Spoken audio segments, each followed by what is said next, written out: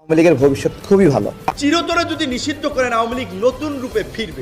জামাত এবং অন্যান্য বিরোধী দলের উচিত দোয়া করা যাতে শেখ হাসিনা সরকার আবারও ক্ষমতায় আসে। যদি শেখ হাসিনা সরকার ক্ষমতায় থাকে তাহলে বাংলাদেশ নিরাপদ। আমি কিন্তু বাংলাদেশে এখন আর নিরাপদ বোধ করি না। গত কয়েকদিনে শত শত সচিব মামলা এদিক ওদিক হয়েছে, খালি টাকার হরিলুট খেলেছে। এইরকম হরিলুট আওয়ামী লীগও খেলে নাই। আমি বলছি আপনাদেরকে, তার প্রমাণ 3 কোটি টাকার চেক ওইখানে পাওয়া যাচ্ছে। মানে কোথায় রাষ্ট্র সংস্কার হবে আমি বুঝতেছি না।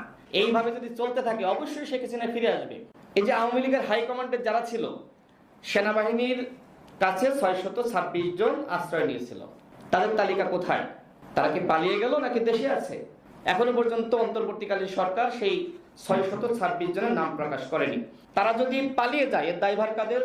যদি সেখান থেকে মুক্ত হয়ে পালিয়ে যায়, আমি ধরে নিলাম যে মানুষকে রাস্তায় নামতে বাধ্য করে এই সরকার 100% বলে মনে করি জনগণের সাথে গাদ্দারি করছে। প্রিয় দর্শক, গুরুত্বপূর্ণ একটি ভিডিও দেখাবো যে এবার রুমিন ফারহানা, বিএনপির অনেক নেতাকর্মী এবং জামায়াতের নেতাকর্মী এবং গণ অধিকার পরিষদের রাশেদ সহ অনেকেই বলছেন যে শেখ হাসিনা আবারও ক্ষমতা আসতেছে এবং শেখ হাসিনা ক্ষমতায় বসবে। শেখ হাসিনাকে কেউ ঠেকাতে পারবে না, আওয়ামী লীগকে ঠেকাতে পারবে না। এবার জনমনের সকলেই বুঝে গিয়েছে যে শেখ হাসিনা ক্ষমতা আসবে। কি কি আলামত প্রকাশিত হয়েছে এবং কি কি সামনে ঘটতে যাচ্ছে, ডক্টর মোহাম্মদ ইউনূসের উপরে কেন বিরক্ত, সেই বিষয়ে এই প্রতিবেদনটি অবশ্যই না টেনে শেষ পর্যন্ত দেখতে থাকুন। আমি বুঝতেছি না।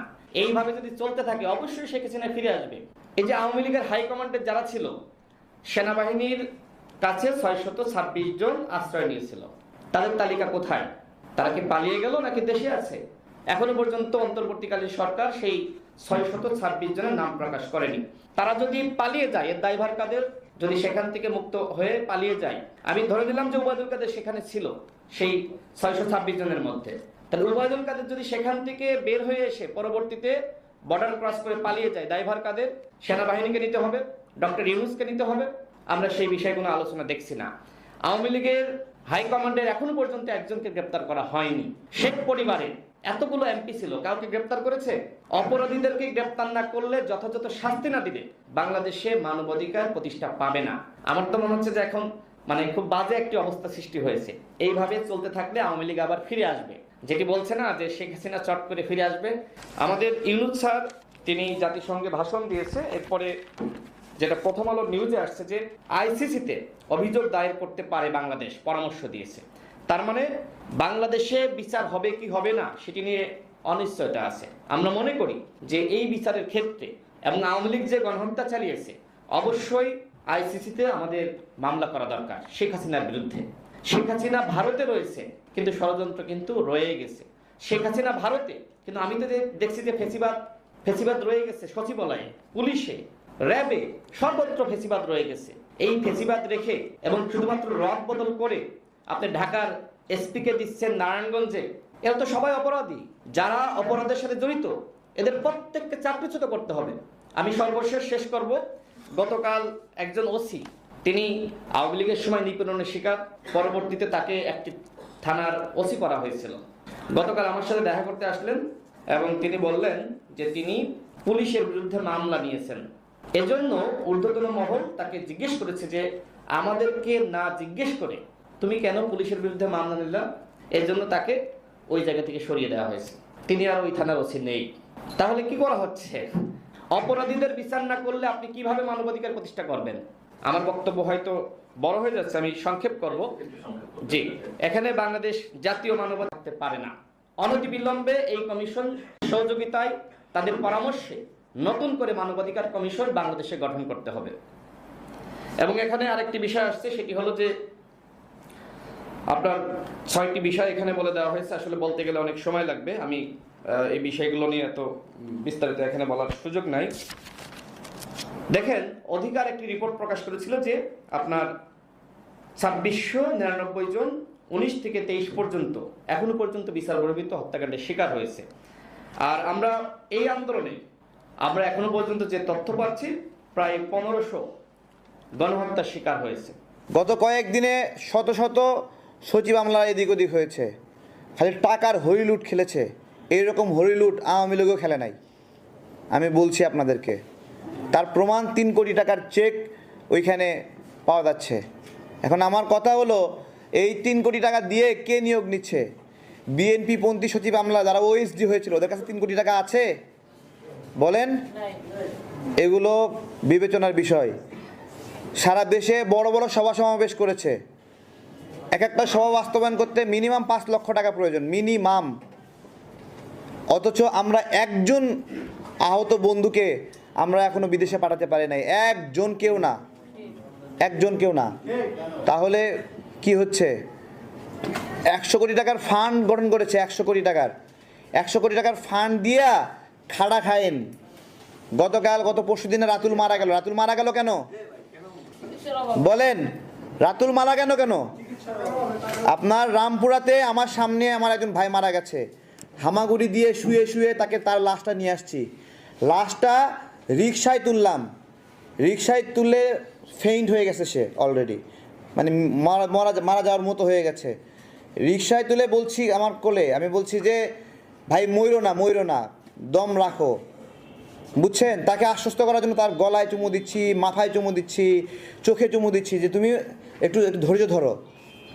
যেতে 10 মিনিট সময় লাগেনি, নাগরিক হাসপাতালে গেলাম, সে ডাক্তার বলছে মারা গেছে।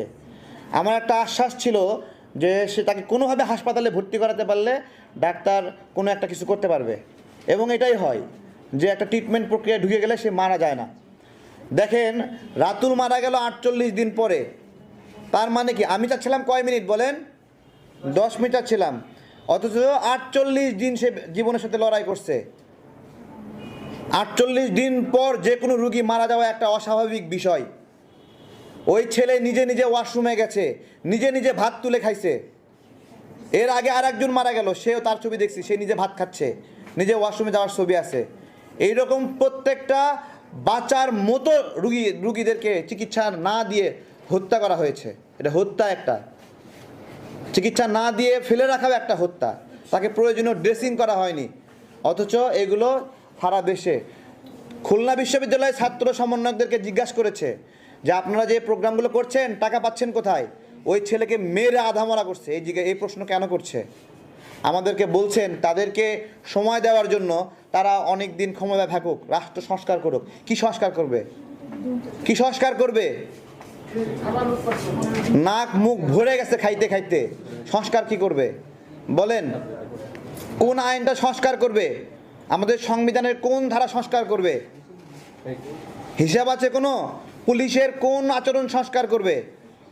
আদালতের কোন আচরণ সংস্কার করবে? পারবে? আদালতের একটা ধারা আছে, দণ্ডবিধি 77, ওইখানে বলা আছে কোনো বিচারক যদি ভুল করে কাউকে ফাঁসি দেয়, তাহলে সে এই ফাঁসিটা যদি ভুলও হয় ওই বিচারক সরল বিশ্বাসে করেছে বলে ধরে নেওয়া হবে। এই একটা ধারা বিচারককে জাল্লাদ বানাইছে, কসাই বানাইছে, যে বিচারক ভুল করেও যদি কারো ফাঁসি দেয় সেটা সরল বিশ্বাসে করছে, এটাকে বিচারের আওতায় আনা যাবে না। দ্যাট নট মিনস অপরাধ সংগঠনের ইচ্ছা থেকে উনি এটা করেন না, এরকম ধরে নেওয়া হবে। পারবে সংস্কার করতে? কারো বাপের ক্ষমতা আছে? করুক, ইউনূস স্যারের সংস্কার করুক। সংস্কার কে করতে পারে? যার পেশি শক্তি আছে সে সংস্কার করতে পারে। পেশি শক্তি ছাড়া কেউ সংস্কার করতে পারে না। একটা উদাহরণ দেই, কেন এই সরকার সংস্কার করতে পারবে না। কিছু ইন্টারমিডিয়েটের ছেলেপেলে গিয়ে যায় বলছে যে ইন্টারমিডিয়েটের পরীক্ষা বাতিল করতে হবে। সচিবালয়ের মধ্যে ঢুকছে, বেশি না 150-200 ছেলেপেলে ঢুকছে, ভয়েতে ওই পরীক্ষা বাতিল করছে। দেখেন কতজনের লোড নিতে পারে নাই, 200-300 ছেলেপেলে লোড নিতে পারে নাই, পরীক্ষা বাতিল করে দিছে। অথচ সারা দেশের সকল শিক্ষার্থী বলছে আমরা পরীক্ষা বাতিল চাই না। 200-300 ছাত্রের অযৌক্তিক দাবি নিতে যারা বাধ্য, তাদেরকে দিয়ে আপনার রাষ্ট্রের গুরুত্বপূর্ণ সংস্কার করতে পারবেন? এটা সম্ভব না। এগুলো যারা ভারতের দালাল, হাসিনাকে পুনর্বাসন করার জন্য যারা নিয়ত এবং সেই সমঝোতায় জড়িত, তারা বলছে সময় লাগবে। আপনি দেখেন সেনাপ্রধান বলল 18 মাস লাগবে। সজীবদের জয় কেন খুশি হলো বলেন? তার মানে মামা এবং মামা ভাগ্নের মধ্যে ইচ্ছা এবং আকাঙ্ক্ষা মিলে গেছে না? সময় মিলে গেছে। এগুলো ভাই খুব খেয়াল করতে হবে। নির্বাচন কবে হবে? নির্বাচন জনগণ যেদিন চাবে সেদিনই হবে। আমি আপনাদেরকে বলছি